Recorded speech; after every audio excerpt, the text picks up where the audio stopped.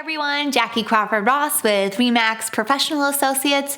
Today we're going to be talking about what you need to know when you're moving from Boston, Massachusetts, the city, to the suburbs outside of Boston.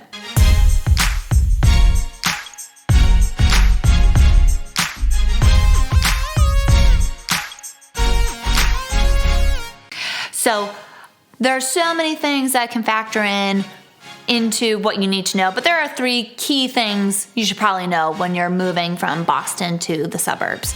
So the first one, maybe this is obvious, but for some of my clients it wasn't. More than likely you're going to need a car. If you've enjoyed city living, you probably walked around everywhere, or maybe you took the T.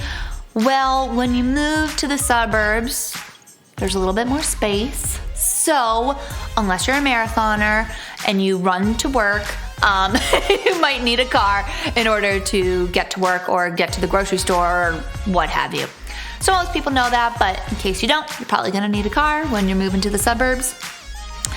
Second thing that you might wanna know when moving from Boston to the suburbs is it's actually more affordable. So you're typically slicing your cost per square foot in half when you move from Boston to the suburbs.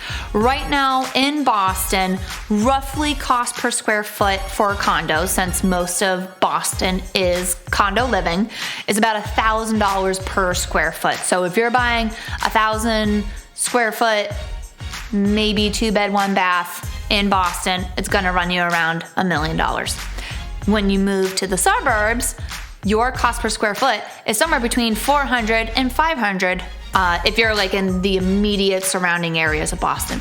So that's kind of nice. So in the same example, if you're buying 1,000 square foot bungalow, it's probably going to be around $500,000. So that's kind of nice and refreshing. It's a little bit less expensive moving from Boston to the suburbs. And then the third thing that you want to know if you're moving from Boston to the suburbs, if you owned in Boston and you lived in the property, you probably enjoyed very low property tax rates because Boston has what's called a residential tax exemption. So that typically means you're paying less in property taxes. That cannot be realized when you move to the suburbs. So you're probably gonna experience higher property taxes when you move to the suburbs, just something to know. But as I mentioned in point number 2, your overall cost per house is typically lower in the suburbs than in Boston. So 6 of one, half a dozen of the other, I don't know. But anyways, those are 3 things that you should know when moving from Boston to the suburbs. Of course, there's various things that we could go over. Maybe I'll do other videos on that, but we'll stick with that. So, Jackie Crawford-Ross, RE/MAX Professional Associates. Talk to you later.